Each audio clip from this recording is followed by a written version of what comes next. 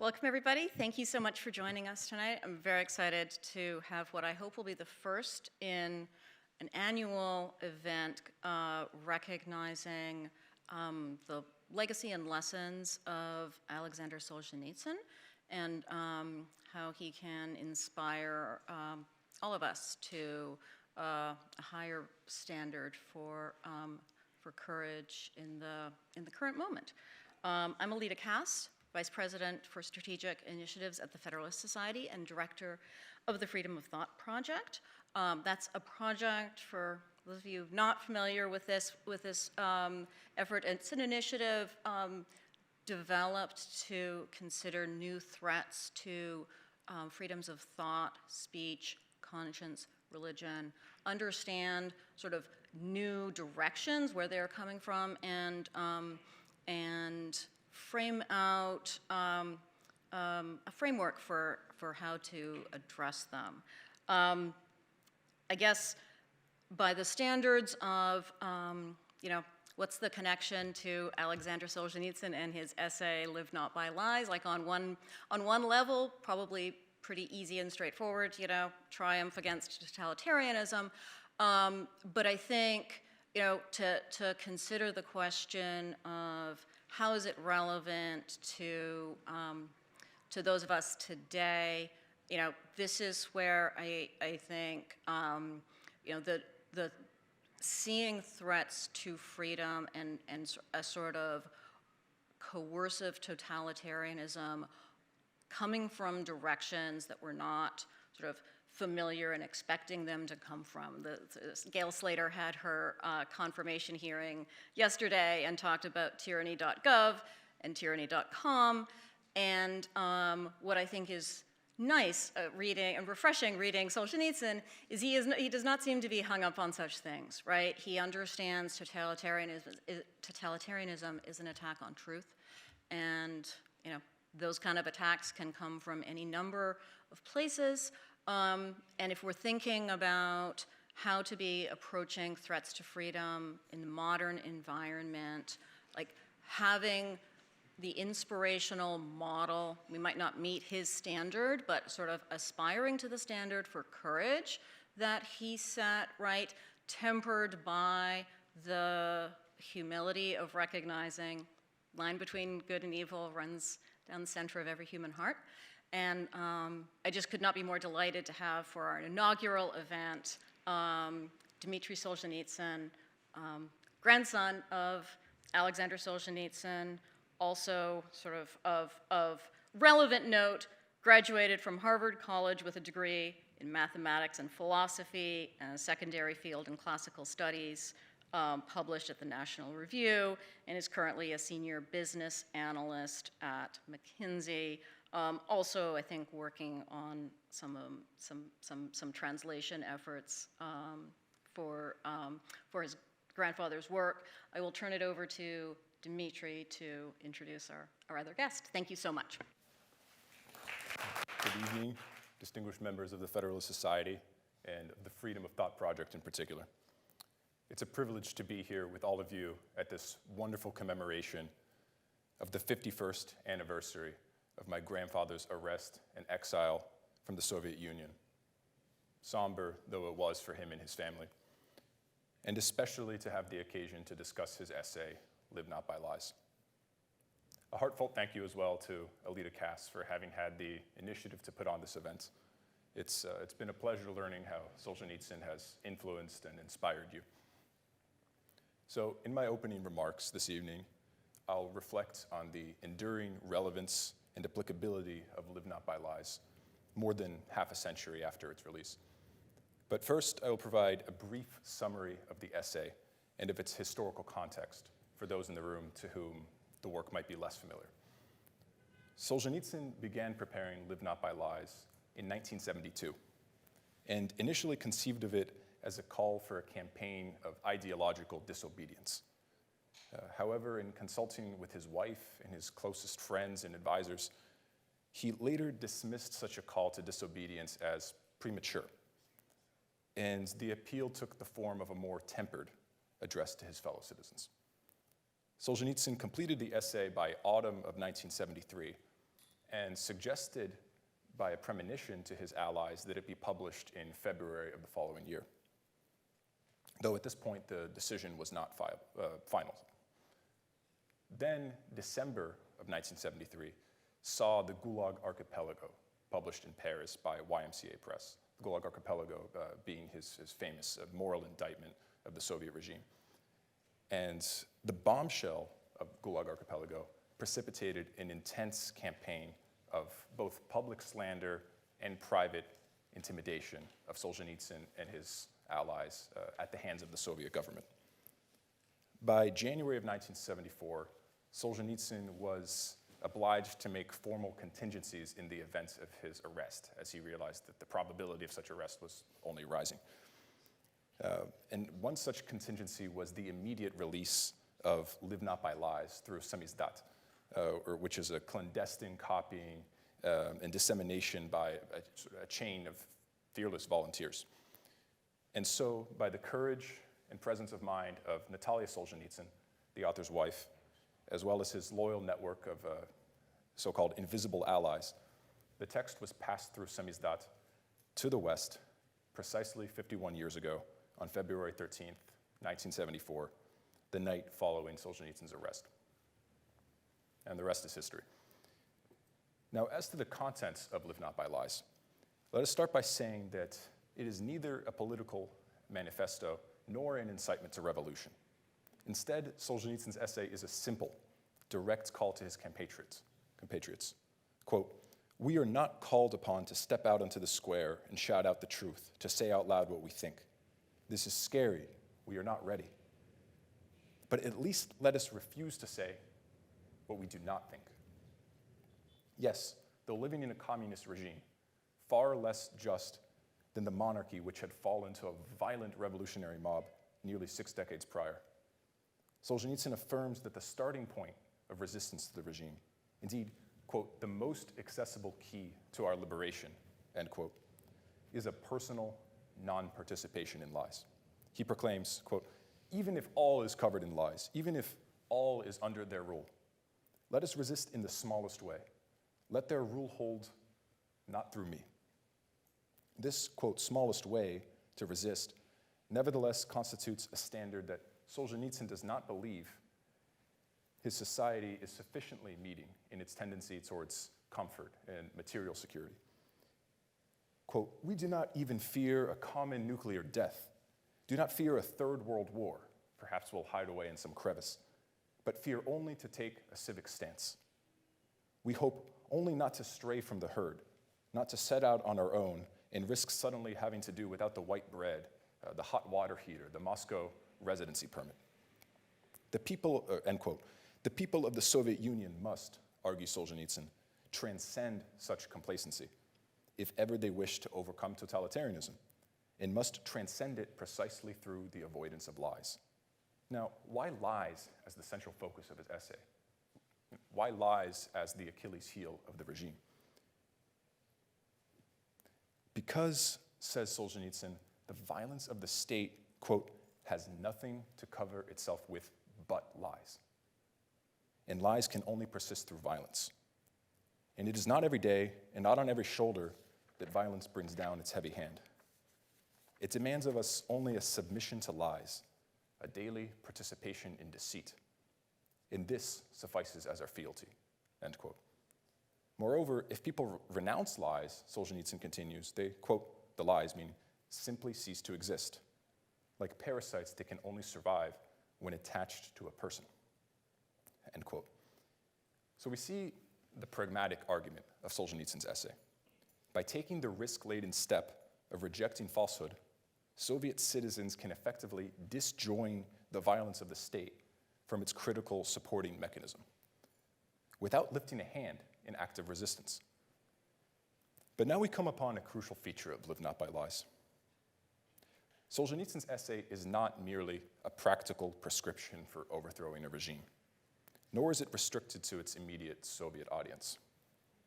No, the essay is also a challenge to every human being of every nation, every generation, in that it declares an uncompromising moral truth, which is that lying is corruptive of the soul and contrary to the divine law. This truth is rooted in the 9th commandment, thou shalt not bear false witness against thy neighbor, and reinforced by our classical tradition. Now, Kant, for instance, in his essay on a supposed right to lie from philanthropy, says, by a lie, a man throws away and, as it were, annihilates his dignity as a man.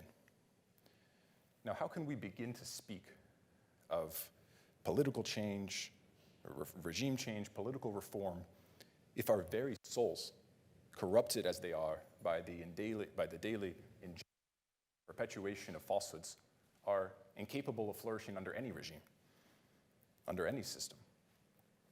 This is why Solzhenitsyn asserts, near the conclusion of Live Not by Lies, that the path of non-participation in lies is, quote, not an easy choice for the body, but the only one for the soul, end quote. This is why Solzhenitsyn names his essay not Tell No Lies, but Live Not by Lies, signifying that the practice of lying is not incidental to the person, but comes to characterize the person and embed itself within the person as a way of life. Ladies and gentlemen, we have risen above the question of how best to defeat the Soviet regime or communism or any regime. The matter before us is one of grave spiritual importance. Yet, if refusing to lie is essential for the preservation of the soul, we must ask, is that refusal alone sufficient for those of us who live beyond the shadow of totalitarianism? Solzhenitsyn's call to his compatriots follows the Christian tradition by encouraging voluntary non-participation in lies. But it intentionally stops there, given the practical reality of life under the Soviet regime. Recall, we are not called upon to step out onto the square and shout out the truth, to say out loud what we think. This is scary. We are not ready, end quote. Now, one implication of this limit placed by Solzhenitsyn is that while shouting the truth out loud is a noble course of action, we might not have the right to demand such a course of action from our fellow citizens if it carries significant personal risk, which was certainly the case in the Soviet Union of the 1970s. Intimidation by the authorities, confinement in a mental institution, imprisonment, these were all distinct possibilities. Indeed, Solzhenitsyn really never demands anything from his compatriots in any of his works, although when they display remarkable courage, such as in the Ekibastuz protest in which he personally participated, he's of course very proud of his fellow citizens, but without demanding. But another implication of Solzhenitsyn's limit is that at least where the only risk we face is material inconvenience or discomfort, we must move beyond quiet non-participation in lies to a more active assertion of the truth.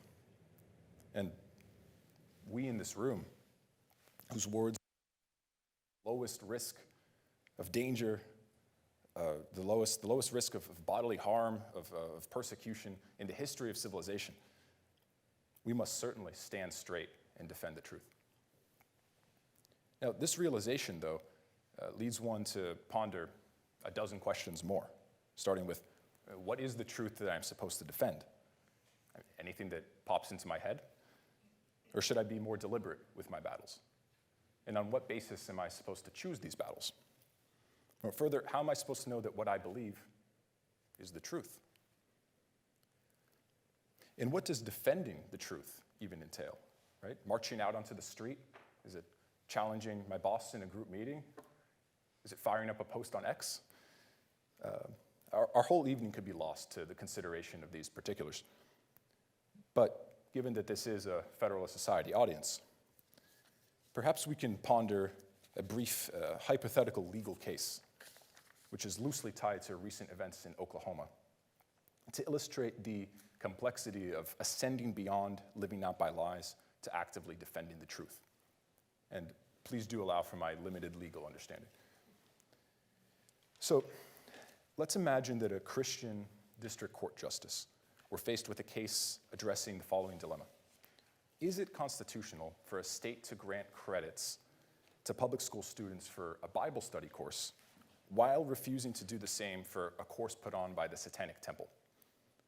Now, the judge may be able to find legal justifications to vote his conscience while administering his judicial oath, right? That the Satanic Temple is not a genuine religious group, that the state has an interest in shielding its children from social and psychological harm, that the Satanic class would be disruptive to the public order. No problem solved, it may seem, right? But what would happen if it so turned out that none of these arguments had solid legal precedent? Worse still, what if the judge, despite his deep Christian convictions, were himself forced to admit, intellectually, that there were no constitutional basis for allowing the Christian class, but not the Satanic one, due to a violation of, say, the Establishment Clause or viewpoint neutrality? In such a case, the judge would seem to have four alternatives. First, to rule in favor of the Satanic class, in keeping with his interpretation of the Constitution and his judicial oath, but against his Christian beliefs. Second, to rule against the class, crafting a legal justification that served his moral ends, but that he himself did not believe intellectually. Third, to resign his position and avoid the conflict. But fourth, to cross the Rubicon by ruling that state recognition of Satanism is a fundamental violation of the divine law and must be prohibited. This in spite of the law's constitutionality and the justice's judicial oath. Here's where the gradation between living not by lies and actively defending the truth comes into view. The ostensible way to live not by lies, that is, to avoid any lie whatsoever, is undoubtedly the third option, which is simply resigning your position. And for those living in a totalitarian society, this may well be the most courageous act available to them. Refuse to collaborate with an unjust system, even at significant personal cost. But a judge living in a free society surely has other options available besides resignation. He has the luxury and the burden of choice. Will he step aside and let others interpret the law? Will he uphold the Constitution in his oath? Or does he bear a greater duty to prevent the enforcement of a ruling he sees as intolerable before God? If so, then the fourth option, the so-called crossing the Rubicon, becomes a necessary act of conscience, the only way for the judge to live not by lies in the context of his freedom. Now, while this hypothetical judge's dilemma is extreme, it illustrates a greater reality, which is that all of us face moments where we must decide whether to step aside or take responsibility for upholding the truth. Though few of us will ever have to make a monumental ruling of this sort, we will all encounter laws, corporate policies, cultural current that demand of us quiet acceptance of what we know to be false. The question then is not only whether we will refuse to live by lies, but whether we will go further. Whether we will actively defend the truth when doing so is costly, professionally ruinous, or even requires sacrificing legitimate priorities in the service of our highest convictions. To conclude, defending the truth is not an easy path. Nor do I, a 23-year-old management consultant, claim to have the answers for how conscientious individuals, whether in the legal and judicial orbit or not, can best meet and even exceed my grandfather's challenge. But to quote the author once more, "He who begins to cleanse himself through the avoidance of lies will, with a cleansed eye, easily discern yet other opportunities," end quote. So may today's commemoration of Live Not by Lies serve as a launching pad for all of us to begin this cleansing. Thank you. Great, and now we'll move on to the interview portion of the event. So I have with me here Daniel J. Mahoney, who's a professor emeritus at Assumption University, where he taught for 35 years. Also a senior fellow at the Claremont Institute and senior writer at Law and Liberty. Professor Mahoney has written extensively on statesmanship, French political thought, conservatism, religion, politics, philosophy, as well as the literature and political thought of Aleksander Solzhenitsyn. And his recent book, The Statesman as Thinker, Portraits of Greatness, Courage, and Moderation, was awarded the Paolucci Prize for Conservative Book of the Year by ISI in 2023. And his upcoming book, The Persistence of the Ideological Lie, the Totalitarian Impulse Then and Now, will be released to the general public very soon. So, Professor Mahoney, thank you so much for being here with us tonight. So to kick off the Q&A session, would you mind sharing with our audience how you were first exposed to Solzhenitsyn's works and maybe just what initial impacts they had on you?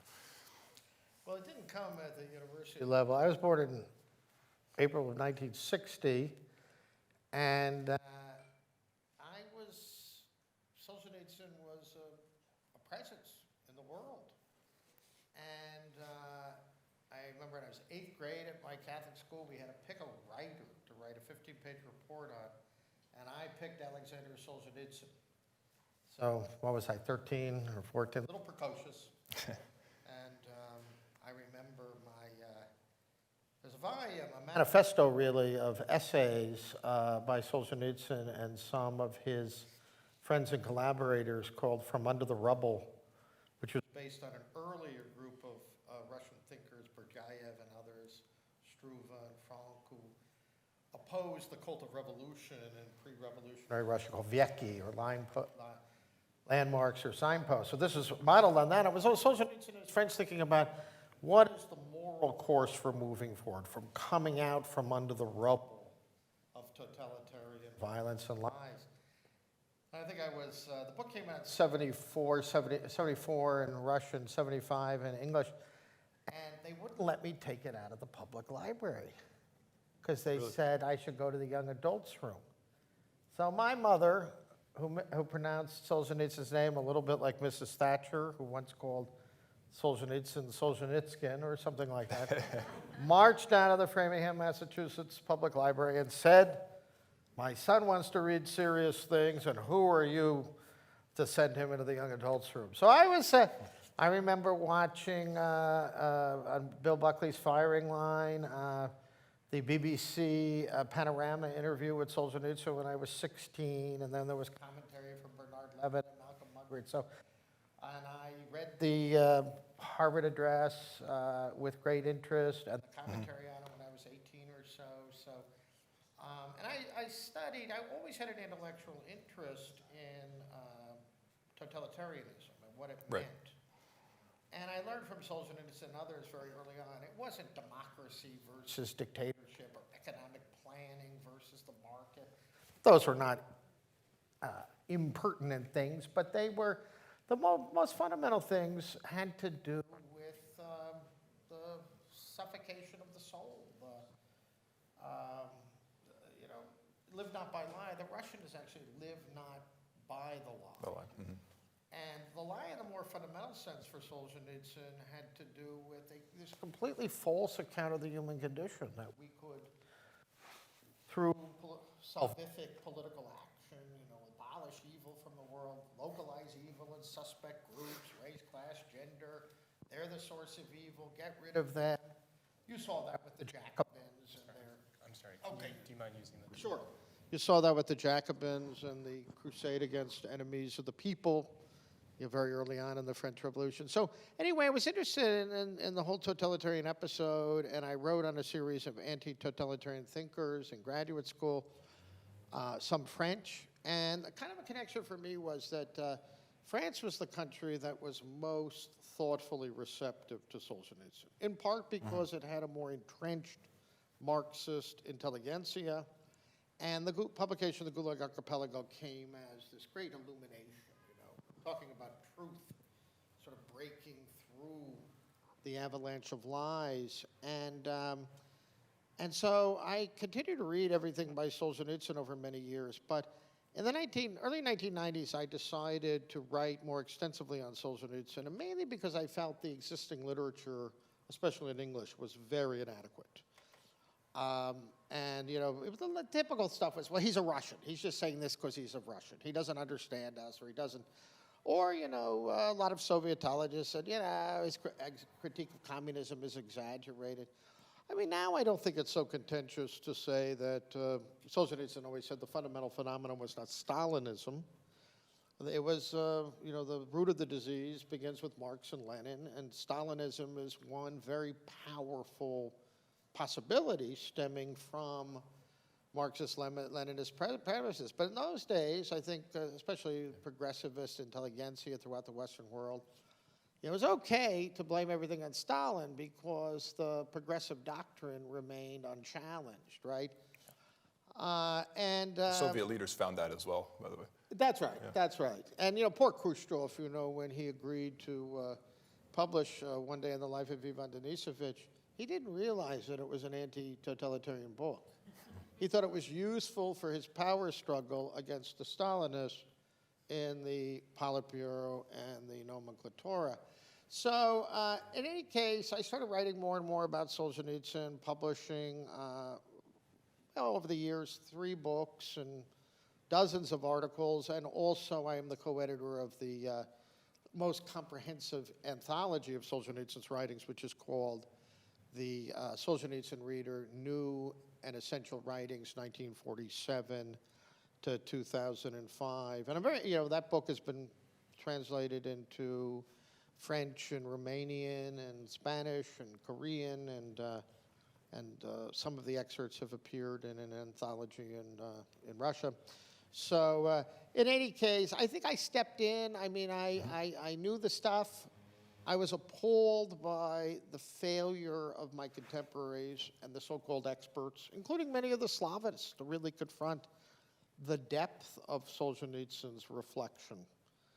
And, you know, there was also a lot of this other stuff, like Ignaz Solzhenitsyn says in his introduction to the forthcoming collection of his father's speeches called We Have Ceased to See the Purpose, which will be out in a month or so. You know, Solzhenitsyn was addressed by many journalists and even academics like, what does he think about Chernenko?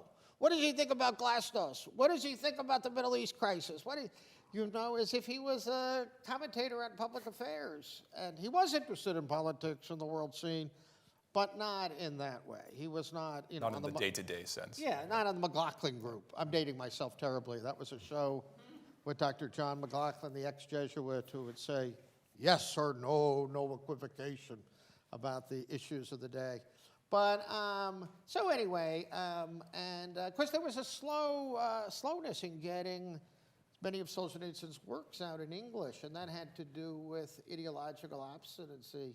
When we sent proposals to University of Chicago Press, Oxford, you know, about the Solzhenitsyn Reader, we got rejection letters in a day.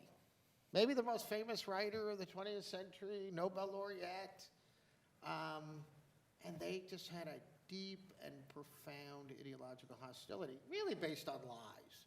The authoritarian, and they would even say czarist with a sneer. Well, read August 1914, read any of the volumes of the Red Wheel. You will find no more powerful critique of a sclerotic czarist regime than from Solzhenitsyn. Doesn't mean he wanted that regime to be replaced by what it was replaced by, but, you know, remember The Economist wrote an editorial, they said, oh yeah, Solzhenitsyn thought the czarist period was rosy. No, he didn't. But he thought it was getting better, and it was part of political civilization. It had spiritual resources to move into the future, something that the revolutionary and nihilistic traditions did not. That's a much too long answer, but you get the general idea now. Yeah, absolutely. Well, in keeping with today's theme on Live Not by Lies, you briefly reviewed the essay in your upcoming book, The Persistence of the Ideological Lie. And which is subtitled The Totalitarian Impulse Then and Now. Yeah. And you explored the essay's application to contemporary American life. So to what extent do you believe Solzhenitsyn intended his essay to resonate with Western audiences in the way that it has, given that the immediate purpose of the essay was to address his Soviet compatriots? Well, that is a very fine question. I think Solzhenitsyn's intended audience was always primarily Russian, but he also considered his writings to be part of his belletristic writings, especially to be part of what Goethe called world literature. And in other words, you read Solzhenitsyn works and you'll see there's constant references to Homer and Dante and Shakespeare. They belong to humanity. But I think Solzhenitsyn knew his writings had real applicability to the West too. For example, a question he had already raised in his 1972 Nobel lecture was, is it possible for people to avoid the bitter experience of another without experiencing the same things, the same phenomena? In other words, could we read the Gulag Archipelago and be in part immunized against the ideological and totalitarian temptations? And Solzhenitsyn vacillated on that. He was very optimistic in the Nobel lecture. He came to the West, and at times he said, I don't think that's possible. The West doesn't want to listen. And in his introduction to the abridgment prepared by the authorized abridgment prepared by Professor Edward E. Erickson, the co-editor of the Solzhenitsyn Reader, in 1985, Solzhenitsyn wrote, I have not given up all hope that a people might be able to learn. In other words, yes, read this book, and it will save some from going down the road of confusion and worse. But no, and it's interesting. I very strongly recommend. A lot of people know The Oak and the Calf, which is Solzhenitsyn's account of his war with the Soviet states, 60 to 74. The title comes from a Russian proverb: "How the calf butted the oak." He's the calf. The Soviet state is the oak. Solzhenitsyn loved Russian proverbs. And That's good, yeah. one word of truth outweighs the world, which is quoted in the peroration of the Nobel lecture. But in Between Two Millstones, the follow-up, which deals with the 20 years of exile, forced exile, I should add. Solzhenitsyn didn't want to leave the Soviet Union, even though he hated the regime. And that's an interesting issue. Solzhenitsyn's commenting on the Harvard address and the reaction to it. Great, beautiful pages, wonderful. And he says, yeah, he has this great line. He says, yeah, they like it when I tell them about the lies over there. But when I point out, of course, Solzhenitsyn, some people say Solzhenitsyn equally condemned, the West and the East. No. He said that there were elements of a larger crisis that they shared in purpose, a comment. And he linked that to anthropocentricity, meaning a kind of rejection of any higher spiritual sphere. And leading to a kind of, he called it a shallowing of freedom, a kind of man-centered autonomy that forgot the content of human freedom. Solzhenitsyn never talked about political coercion as a solution to anything. He talked about voluntary self-limitation. That was turned into the authoritarianism of legend. But in any case, Solzhenitsyn says, well, but when I start talking about, as a friend, he says, Harvard's motto is veritas. I speak as a friend. It may be a bit bitter, but I want you guys to succeed. And he said over and over again, I don't want you to repeat the mistakes that we made between 1860 and 1917. The drift into the cult of revolution, moral nihilism, etc. But he says, when I point some of these things out, people scream and yell. And Rosalind Carter said, go home. Solzhenitsyn said in an essay in Foreign Affairs in 1980, I thought American intellectuals welcomed criticism, but I realized they only want it from the left. A criticism that says you're evil civilization, what Roger Scruton called the culture of repudiation. So he applied the lie to the American case. It's not the Soviet lie, but it's self-deception. And of course, he did not believe that Western civic societies were corrupt or imperfect in an essential way, like the Soviet regime. But he thought real mistakes had been made. And one of those themes that relates to Dmitri's fine remarks is Solzhenitsyn, the last chapter of Volume 3 of the Gulag is called There Is No Law, meaning even in post-Stalinist Russia, there was no rule of law. There's a fundamentally lawless regime. So he thought rule of law was a pediment of any decent society, but he said it's a terrible mistake to think legalism is the highest criteria for judging human action and human persons. And he thought that entailed a shallowing of freedom. So the thing was not rule of law bad, but legal. Because things are legal doesn't mean they're moral or desirable. And that doesn't mean we should exercise our freedom irresponsibly. And I don't think Solzhenitsyn believed that freedom could ever be rooted in neutral principles. So I think I would say, yes, he primarily had in mind his fellow citizens and how one begins tentatively, cautiously, but perhaps increasingly courageously to come out from the rubble of totalitarianism.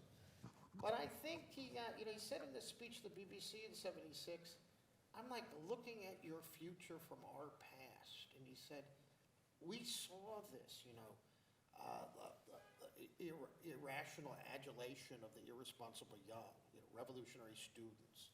We saw this, self-loathing. We saw this, dogmatic atheism. We saw all that in Russia in the 1870s and 80s and 90s, and it fed into the revolution. And so we had to avoid two positions in approaching Solzhenitsyn. One is, that's totalitarianism bad, we're democracy, we're good. He considered that utterly superficial. But he did care deeply about freedom of thought. And he did care about the spiritual putrefaction of human beings. Meaning, our souls can be sullied in freedom, or as he once said, by socialist, communist compulsion, which he rejected adamantly and vociferously, but also by a kind of indifference to truth. And that too could sully the soul. And he certainly didn't draw the conclusion that most academics drew after the fall of communism. The real lesson was the totalitarians believed in truth, absolutism, fanaticism. And so liberal relativism or liberal neutrality is a response to totalitarianism. He said, no, the communists rejected both the distinction between truth and falsehood and the distinction between good and evil. It was ever promoted the radical transformation of man and society. So, but Solzhenitsyn also was not a fanatic. He didn't want political perfectionism. He knew that human beings are flawed. He famously says in Volume 2 of Democracy in America, the Gulag Archipelago, it's another favorite book of mine, of the Gulag Archipelago, he says, we can constrict evil within ourselves, but we cannot expel it from the world. We amplify evil when we try to expel it from the world. But we turn the sword inward. That's Jesus, not Solzhenitsyn. But the thought is exactly the same. Then we can begin, in other words, when we're always blaming others and never blaming ourselves, that is an invitation to moral and political disaster.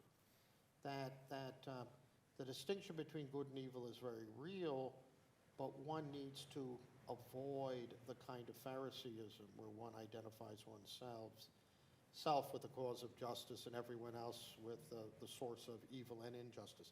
In other words, Solzhenitsyn, I'll drop an old theological, he rejected every form of Manichaeanism. The Manichees believe absolute good there, absolute evil there. Well, no doubt in the larger spiritual world, there's a battle between good and evil, but for most of us, it's not that simple. Most of us, the line between good and evil, to quote that famous line that was so nicely cited earlier. But Solzhenitsyn does say, though, he had a background in physics and mathematics. That's right. He talks about something called the threshold of magnitude, and he says, you can cross a line. And he compares it in physics when something goes so low in temperature, it changes form, you can never come back. So he really believed that while most of us bob back and forth between good and evil, and that the path of his two favorite non-coercive principles, self-limitation and repentance, is available, that if one really goes down the road of evil, there's no coming back. There's no Scrooge on the Christmas card. Scrooge had, Ebenezer Scrooge had some good things in his heart that had been latent for a very long time. Yeah. Oh, well said, then.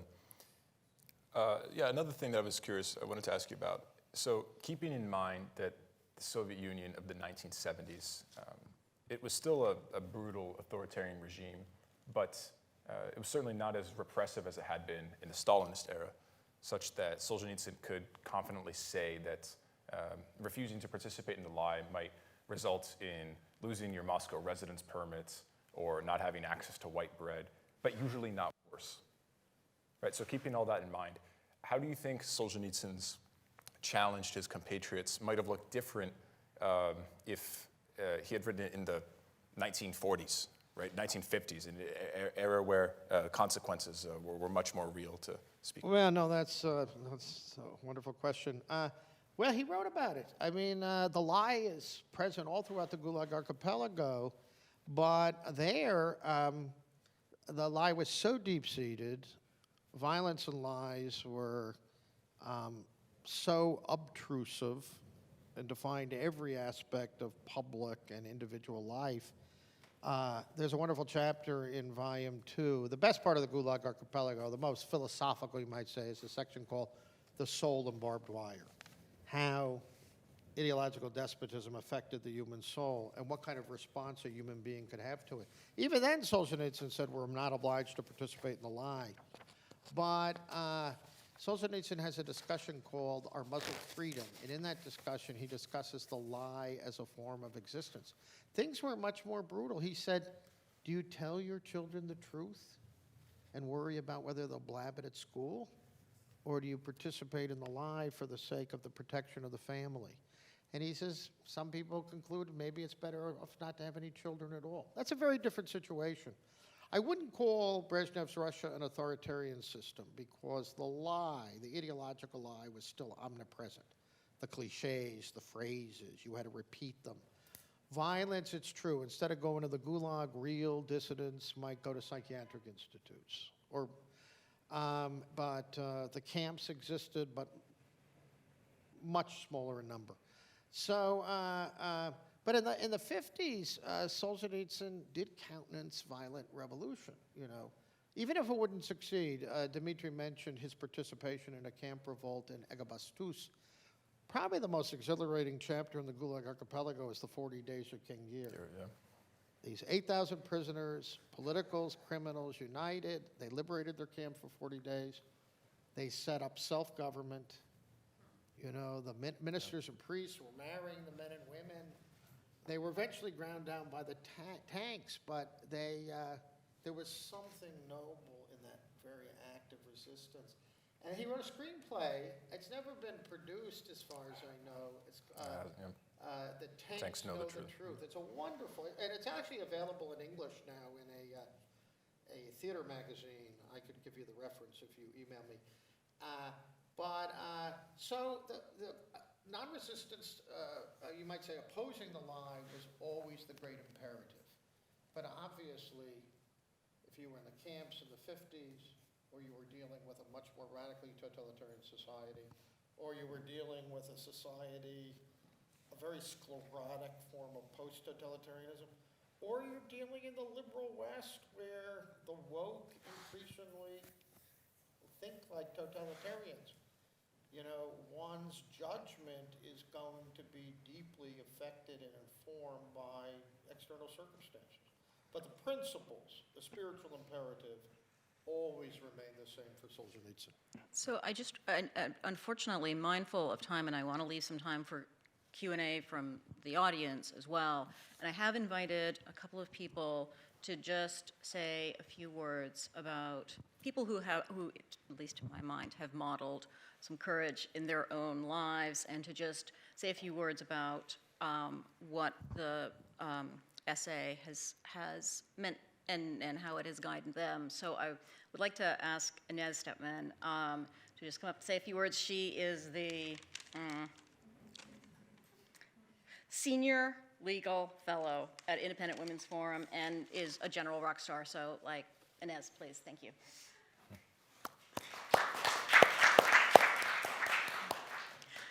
Thank you so much. I don't know about Rockstar, but I really do consider it such an enormous honor to be here. Great admirer of your grandfather, and I think you have represented him very well in this, so honor to you as well. But I'm going to start this a little bit with something personal, because when I was maybe 7 or 8, being from a similar part of the world as we're discussing, unfortunately, in my family's living memory, both, my grandfathers, one was sent to Auschwitz and the other one to Siberia, to the Gulag. Interestingly, the opposite, as you would think. Half of my family is Polish and the other half Jewish, and it's actually switched. You would think the Jewish grandfather would have been Auschwitz, but it was the opposite. But because of this background, of course, I had kind of grown up in this way, and so even at 7 or 8, I already knew at least what I thought a little bit about the totalitarianisms of the 20th century. And so when I was in this museum, I saw a video of Hitler, giving his characteristically enthusiastic, I gotta watch how far my arm goes up, right? His typically enthusiastic speeches, right? Very vigorous speeches, and people cheering, wholeheartedly and enthusiastically. And I thought I was doing something that would make my father proud, and I booed in the museum, right? And I can rarely actually remember sort of my father being so disappointed in me. And he really wanted to impress upon me, even at that young age, you really don't know what you would do in that situation. And in fact, that kind of cheap righteousness makes you more likely to be among the cheering than the one who keeps his hand down.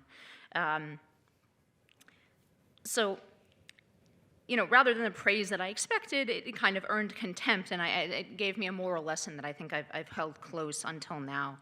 It is very easy to be one of the cheerers. It's not always easy to divide that line, to figure out the route between the practical, the foolish, and between good and evil. But it's nevertheless necessary. So, no one quite knows what they'll do in that kind of situation unless they have the misfortune to find out. Solzhenitsyn, of course, had already proven himself to be of this rarer and latter type decades before he wrote the essay that we're discussing, as both of them have indicated, during the high Stalinist period, right, in the 1950s, when the price for dissidents really was the Gulag and hard labor and often execution.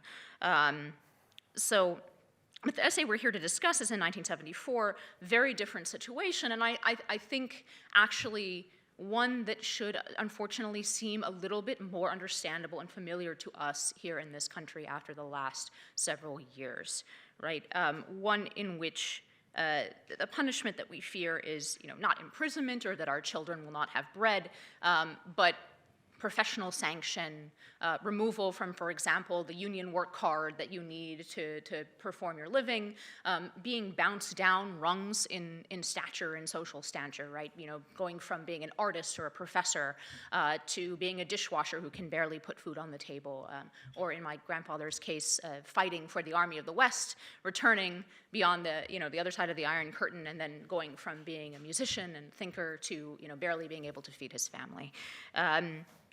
So, this doesn't sound so anymore, so unfamiliar to those of us who are fortunate not to have grown up in the Soviet Union, right? We have seen and watched people lose their livelihoods and their friends, and seen their family abandon them for refusing to speak the kind of obvious lies that our regime demanded, like, in some of them also, just like in the former Soviet Union, seem designed more to humiliate and degrade spiritually than merely to persuade by force, right? Here I think about, a man running on the track team with women, right? And the demand that we cheer this as somehow fair, or that we don't see this obvious truth that's in front of our faces. So many Americans, I suspect, have felt more closely than ever before the meaning of lines such as, "There are no loopholes anymore for someone who wants to be honest." Look, I don't have much time, so I'll close with this. You know, your grandfather was a remarkable man. His name is now synonymous with the courage to be honest. And like I said, I consider it a great honor, truly, to say even a few words at this event. But sometimes I think in America, even on the right, we are too flippant about our court victories, about our paper protections, because make no mistake, one more thing about which Solzhenitsyn was correct is that totalitarianism can and almost did happen here. And if it does, it's unlikely that we can rely on a nation of Solzhenitsyns to stop it. I think about things like David French relying on what I think is a kind of cheap exhortation to quote unquote courage as the sole solution to the problems before us. But this is because this type of courage that we are talking about and the courage to not live by lies and accept those consequences even if far short of the firing squad is rare and individual, not cultural or inherited. And as Dmitri said in his remarks, I think it is something close to the soul. We cannot really expect it or ask it of other people. It is something that has to be something that we decide for ourselves and is not like something, therefore, to build a society around. And the work then is to build and maintain a society in which no one, even the many inevitably among us who will be more cowardly than your grandfather, is compelled to live by lies. I have hope that in the last couple of months we've been given a chance once again to do this, and that what will always be a somewhat delicate veneer of a system that demands lies to function has actually cracked before the Iron Curtain, our own Iron Curtain, has fully come down here, and that we can avoid that fate. And I hope we'll be able to escape that fate of needing to read this essay not only for its wisdom and not only for what it says to us individually about the soul and our spiritual condition, but also as a how-to manual. I hope we'll avoid that fate. So thank you. And now I'd like to ask Ryan Newman to come up. Ryan is the general counsel for Governor DeSantis in Florida, and I just, in the interest of time, check out his bio on the FedSoc website. It's there, as is Inez's, and that's faster.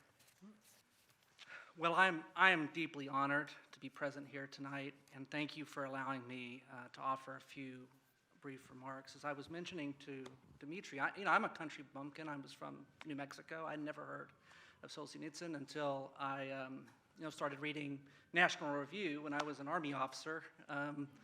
Monitoring the radio, reading National Review. I'm an American conservative guy now, just for the record. But it did expose me to this great man. What impressed me the most, though, was not just his insightful intellectual challenge to the horrors of ideological totalitarianism as manifested in the Soviet Union, but what really hit home for me was his challenge to the debilitating relativism and libertinism of the West. As it turned out, the free people of the West are just as susceptible of living by lies as the oppressed people of the Soviet Union. And indeed, his warnings to the West are just as relevant today as they were nearly 50 years ago when he gave his Harvard commencement address. Today, America and the West are in the grips of a so-called woke ideology. Now, what are some of the lies this ideology wishes us to tell? Well, first, racism and sexism are woven inextricably into our society and are to blame for every disparity. Lie number 2, the unborn child has no right to live and is undeserving of legal protection. Lie number 3, male and female are not biological realities, but are social constructs such that men can identify as women and vice versa. Governor DeSantis is fond of saying that Florida is where woke goes to die, and indeed, we have tried our best to not live by the lies of woke ideology. We are rooting out DEI, CRT, anti-racist concepts from our education system. We have banned educators from teaching certain or advocating for certain racist concepts. We have banned abortions in most cases after 6 weeks gestation. We have prohibited classroom instruction on gender or sexual ideology in elementary and middle school. We prohibit people from changing their sex to their gender identity on identification documents and birth certificates. We have banned the use of puberty blockers, cross-sex hormones, and sex change surgeries for minors. We prohibit teachers from requiring their students to use incorrect pronouns. And we have even prohibited teachers from using incorrect pronouns when referring to themselves while instructing students in the classroom. Indeed, we have made it the educational policy of the state of Florida to affirm that sex is immutable and that it is incorrect to ascribe pronouns to people that do not correspond to their biological sex. And yet some of these rather common sense measures have not found favor in federal courts. Why is that? Well, I think Solzhenitsyn gave us the answer in his Harvard address. He said that, quote, "A society without any objective legal scale is a terrible one indeed. But a society with no other scale but the legal one is also less than worthy of man." He went on to say that life, and this is a quote, "life organized legalistically has thus shown its inability to defend itself against the corrosion of evil." Divorced from a transcendent moral order, indeed divorced from the truth itself, the law loses its human and civilizing quality and risks becoming the handmaiden of sophists, revolutionaries, and tyrants. Indeed, if the law is not grounded in at least some foundational truths about the nature of reality, truths that are beyond second guessing, if everything really is up for debate and argumentation, then I think the practice of law, including judicial decision-making, will descend into pure sophistry. Debating points, not genuine understanding and reasoned judgment, will carry the day in courtrooms. I fear that, at least with respect to constitutional law, our legal system has already reached this terminal destination. How else can one explain a recent federal court decision holding that it is irrational for the state of Oklahoma to record immutable biological sex on a birth certificate and not mutable gender identity? The decision is sophistry all the way down. Consider another example. As I mentioned, in Florida, we prohibit public school teachers from using incorrect pronouns when referring to themselves in class. But in other states, public school teachers are often required to use incorrect pronouns. Now, under current doctrine, courts don't look at the substance of what the employee is required or prohibited to say. They try to determine whether the speech is within the scope of the employee's duties. If so, then the employee has no free speech protection. Obviously, a government employer should generally be able to control what its employees say on the job. This presumably means, of course, that Florida can prohibit its employees from using incorrect pronouns, but liberal jurisdictions can require their employees to use incorrect pronouns. As things have turned out, though, some courts have held that pronoun usage in these circumstances is actually private speech and thus protected, even though addressing students in the classroom is at the core of their job responsibilities. But why should courts be neutral on the issue of correct pronoun usage in the first place? Must the law just assume that this issue is legitimately up for debate? Well, I don't think so. The freedom of speech presupposes the need to understand one another. Pronoun chaos, inconsistent with longstanding norms and practices, undermines that end. But more importantly, the law need not credit that which is patently false and wrong.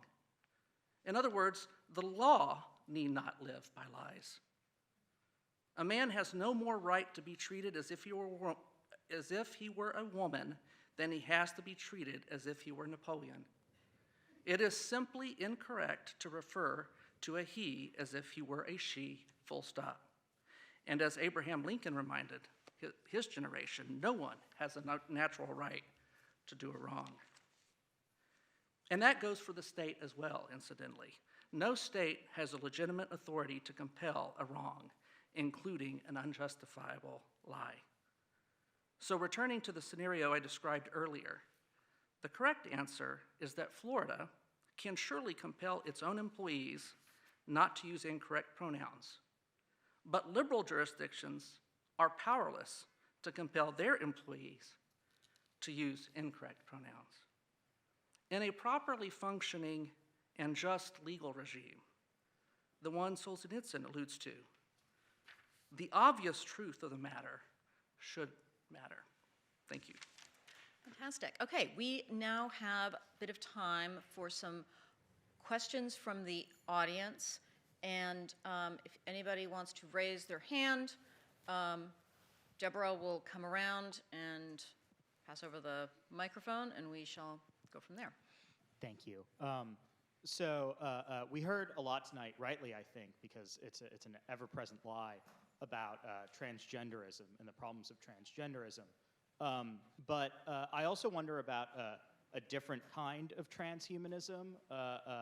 That is the sort of big tech Silicon Valley transhumanism, which I think is reaching its peak in this sort of attempt by some of these Silicon Valley billionaires, Brian Johnson, Larry Page, Peter Thiel, to sort of evade mortality and find what they call a cure for death.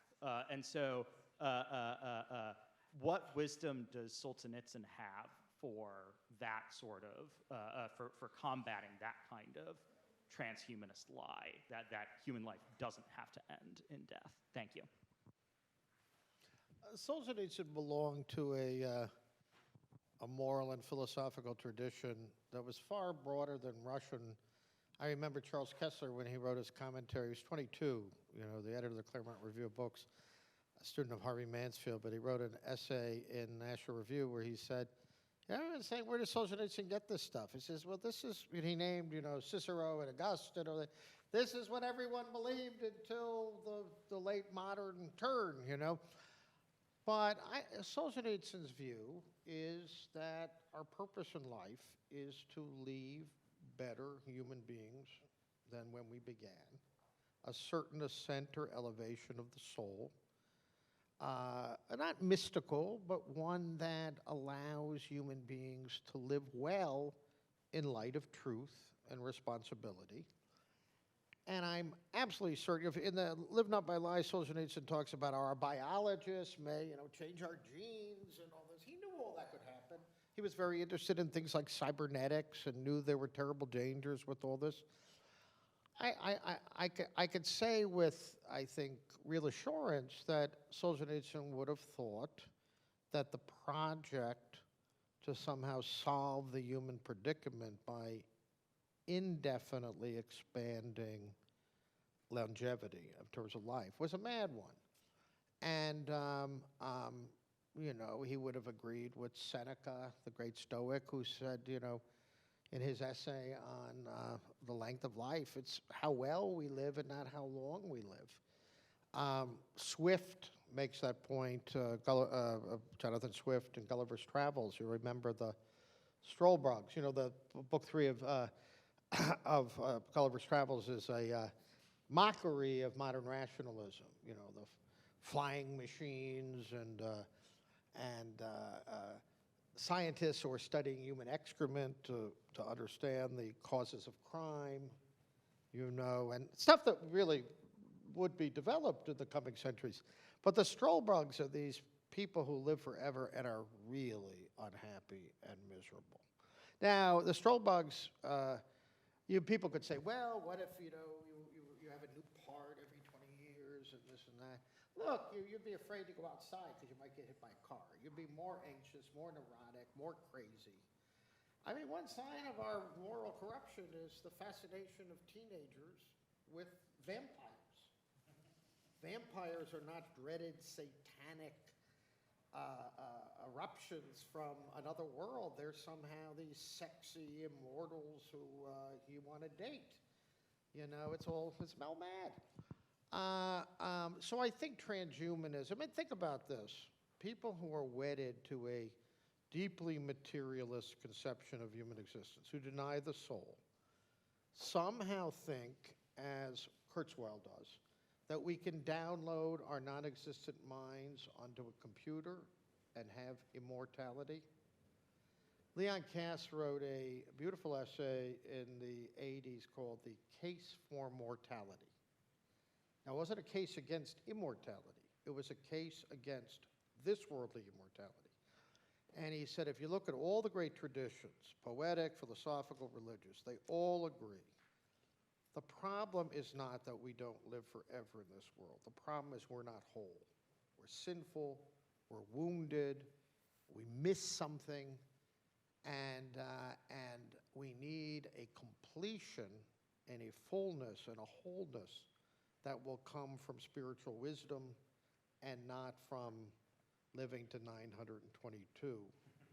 So I don't think Solzhenitsyn would have anything distinctive to say in this matter other than that he would repeat, as he so often did, the wisdom of the ages. You want to add something there, Dmitri? Yeah, well, completely agree, Dan. And just to add on a bit, if you take a couple of the main themes from Solzhenitsyn's Harvard address, a couple of the critiques that he has, friendly critiques of the West, those being its excessive materialism, which Dan touched upon, and also the absence of courage from statesmen and public figures. I think you can link both of these themes to transhumanism as well and say, well, what is transhumanism?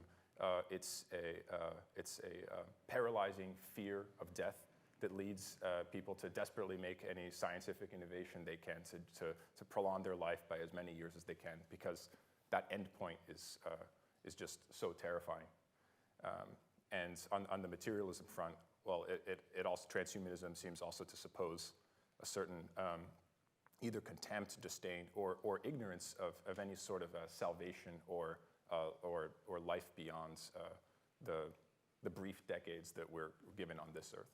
It's what anxious atheists do when they realize they're going to die and they have billions of dollars. Yeah. You know, it's all kind of sad and calamitous, but I think it's only interesting, to tell you the truth, and what it reveals about these very rich and intelligent men, how spiritually desiccated and bankrupt they are. I think there's another question up here. As I understand it, in life, Solzhenitsyn was disappointed when the Soviet Union ultimately collapsed. There wasn't a common government for the East Slavic speakers, Belarus, Russia, and Ukraine. Today, of course, Belarus, Russia, and Ukraine embroiled in a bloody struggle in the Donbass region in eastern Ukraine, with tens of thousands of people killed on both sides and staggeringly low birth rates in all three countries that seem to spell the collective doom of many of their populations, dropping by tens of millions of people in the decades to come. What would Solzhenitsyn say about the current state of Russia, Ukraine, and Belarus, and perhaps their future, and how to strive toward that? Well, look, Solzhenitsyn died on August 3rd, 2008. So that's very important to note. If you go to the website of the Aleksander Solzhenitsyn Center, you can read all of his key statements about Ukraine. He was half Ukrainian, as you probably know. And in the Gulag Archipelago, Book 3, he speaks about the Ukrainians have every right to go. And he only learned in the camps how embittered many Ukrainians were. On the other hand, he said it has to be done right. And there's going to have to be plebiscites in certain regions, where people, when the Ukrainian war started, the Russian invasion, 66% of Ukrainians spoke Russian as their first language. So the people in West Ukraine, the Galicians, have a different view. They were, under Austro-Hungarian and Prussian control and all of that. So there's a real split in Ukraine. But Solzhenitsyn always said, there's several other, he was alarmed when he met a more extensive Ukrainian population, the Canadian population. He had some exchanges in the early 80s, and he said they always blame everything on Russia and not on communism. And he thought that collectivization and famine was the common, that Russians and Ukrainians were joint victims of this mad ideological project, and to see it as the Moscow, the Muscovites, was misplaced. And, but he also wrote in that period that if war ever broke out between Russia and Ukraine, he would not let his sons fight. And I believe in the beginning of Rebuilding Russia, where he says he thought yes, he did. And by the way, this is a position he articulated in one writing in 1990, before the split occurred. Once the split occurred, they went down their separate ways. But he thought some kind of confederation where the Slavic peoples remained, some kind of confederate nation made the most sense. He always advocated independence for the 12 other republics, quite, loved the Estonians and all that, but he was afraid, he believed that the ties between Ukraine and Russia were so great that going completely separate paths was probably a mistake. But he said if the Ukrainians want to do that, they have every right to do that. But again, he said many of these borders, he called them Leninist borders, and they were established arbitrarily by the Bolsheviks in 17. And for example, we talk about the status of Crimea. Crimea was unilaterally handed by Khrushchev in 1953-54 to the Ukrainians because the boundaries didn't matter under the Soviet Union. And so Solzhenitsyn said if you really want to have comity and peace between Ukraine and Russia, it's probably going to entail straightening out those borders, But everything he said and did called for avoiding war between Russia and Ukraine at all costs, because he felt that, as a person who grew up listening to the Ukrainian the Ukrainian language, his mother's side was Ukrainian, he felt that tension in his own soul. And right. I think this idea that he was somehow agitating for conflict, and you have to understand, Solzhenitsyn may have been a nationalist of a very moderate kind, but when Yanis Sapiev asked him for the BBC Russian service in 1979, what do you see as the future for Russia? He said 1,000 years of recuperation and renunciation. He said great power politics will be the death of Russia. He did not want an empire. And this idea, Solzhenitsyn loves his country, therefore he wanted to restore Soviet or Tsarist imperium, is a lie, So anyway, that's a good, I literally have given you a report of everything Solzhenitsyn ever wrote about the Ukrainian question. We have another question in the front row. Oh, I just wanted to follow up on that one real quickly, if I may, which is, I think it's also important to understand why Solzhenitsyn called for such a confederation, right, with Belarus and Ukraine, because it might strike Western ears as, oh, he wants to mush these countries together, why can't they all have independence? Well, first of all, as Stan touched upon, Solzhenitsyn himself had Ukrainian blood, Ukrainian relations, and he realized that one side of the border was essentially inseparable from the other, and that so many Russians had family members in Ukraine and vice versa, right? The two peoples are so interlinked. And he was also deeply conscious of the historical context of separation between Russia and Ukraine, which he saw. He blamed Mongol invasions, he blamed Polish agitation, and then Austro-Hungarian interference as well. With all of these powers found it convenient to try to push Russians away from Ukrainians to weaken them. But he was always very aware on a spiritual level of the bond between Russia and Ukraine, going back to Kievan Rus, right? And he very much wished for a willing, cooperative relationship between Russians and Ukrainians. So. Okay.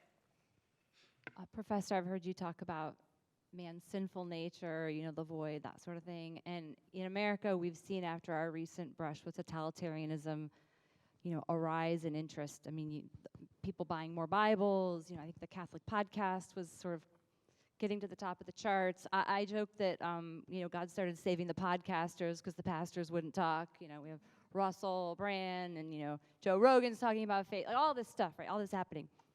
And did Solzhenitsyn ever talk about the importance of a vibrant faith life in the ability to live not by lies?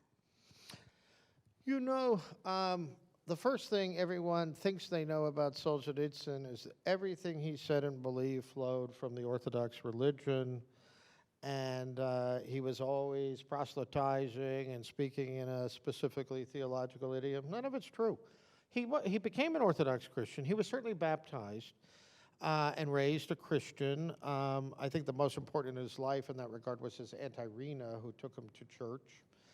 And I saw this documentary. It's a Russian documentary, but it has subtitles if you want to watch it. It's Solzhenitsyn, The Last Bend of the River. But there's two others. Miroshchenko, I think, is the Russian director's name. You can find them at the website of the Aleksander Solzhenitsyn Center. He says, he resisted becoming a communist till about 15. And then the peer pressure, the high school years. What he was most ashamed of was when he tore a cross off his neck in an act of atheist defiance. And when he tells us that on his honeymoon in 1939 or 40, he got up early in the morning to read Friedrich Engels. So he became a hardcore communist.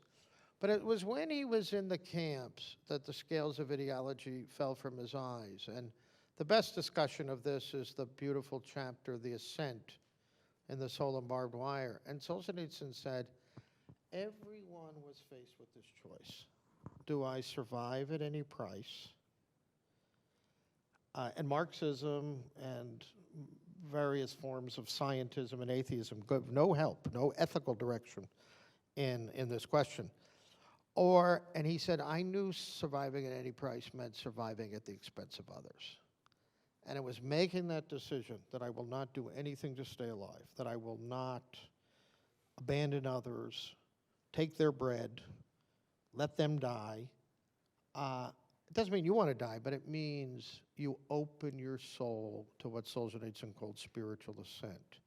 And at that chapter, there's a great prayer, akathistos, where it's an Orthodox prayer of a song of praise, where Solzhenitsyn talks about his recovery of the faith of his childhood. But it's obviously a mature recovery. So yes, I mean, I don't think one has to be a religious believer to live not by lies. But it doesn't hurt. And it doesn't hurt because the seriousness of life and these choices they have an eternal dimension. T.S. Eliot said the great question of his poetry was the intersection of time and eternity. Solzhenitsyn discovered eternity in the camps in a meaningful way. The looking up, the recognition that we're not gods, but we must, with humility. He sometimes talks about humility before the Most High, and that gave him great spiritual. The interesting about Solzhenitsyn, you have this dialectic in the Western moral tradition: magnanimity, greatness of soul, humility, and deference before the Most High.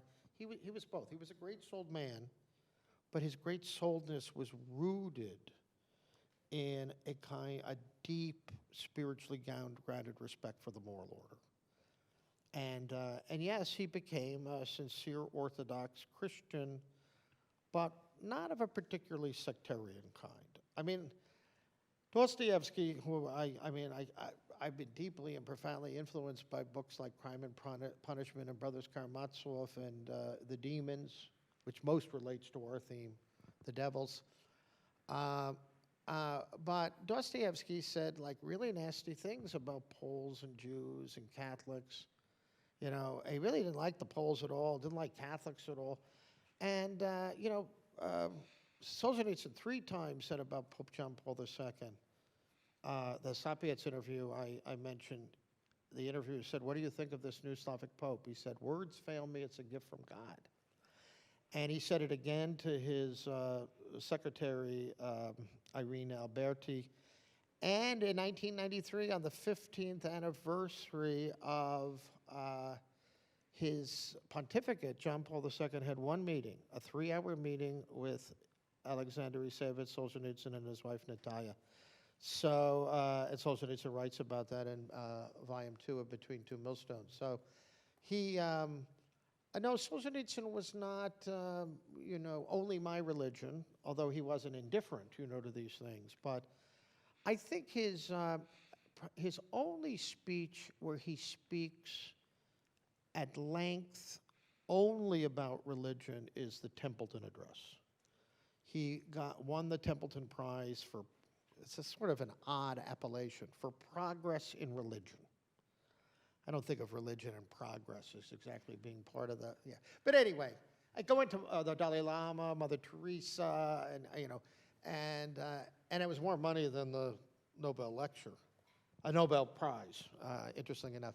But anyway, there he speaks about his religious convictions, and he says, I've never really done it in an explicitly religious way before. So there was some discretion, but it's a very real part of his life and thought. Dmitri, you'll have some things to say about that.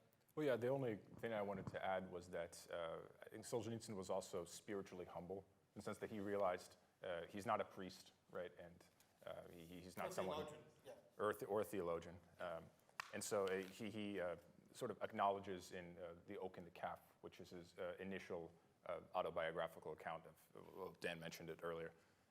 But he mentions a sort of a conscious hesitancy to speak too much about God in his works. But his relationship with Christ was very real and sometimes private. I'll give you an example, just real quick. Oh, sorry. Oh. Many of you have read One Day in the Life of Ivan Denisovich.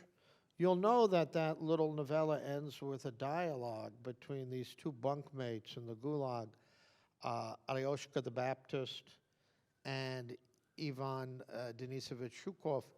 Shukov is a really decent man. He scrabbles for a little extra, but he never, not at the expense of anyone else. He's got horse sense. But he's like, what am I doing here? I got captured by the Germans, I escaped, and they gave me 10 years. It's insane. And he doesn't know what he's doing there. And he says, and Alyoshka the Baptist is a man of pristine holiness and faith. But he's so apolitical, he just takes it like, well, this is punishment for sin. And he got, like, all the Baptists got 25 years. And Alyoshka just couldn't, he respected Ivan Denisovich, but, Ivan Denisovich respected Alyoshka, but he couldn't go there. People shouldn't be in jail for 25 years simply because they believe in God. And Alyoshka, in a way, couldn't see that. So in that dialogue, another funny thing about Ivan Denisovich, he's very literal-minded. Like, faith will move mountains. He's like, I never saw a mountain move. So he's like really superstitious. God is in the moon and all this stuff. But in a way, Solzhenitsyn almost sides with the superstitious peasant because his cry, like, why are we putting up with this? Solzhenitsyn never identified his religious faith with passivity.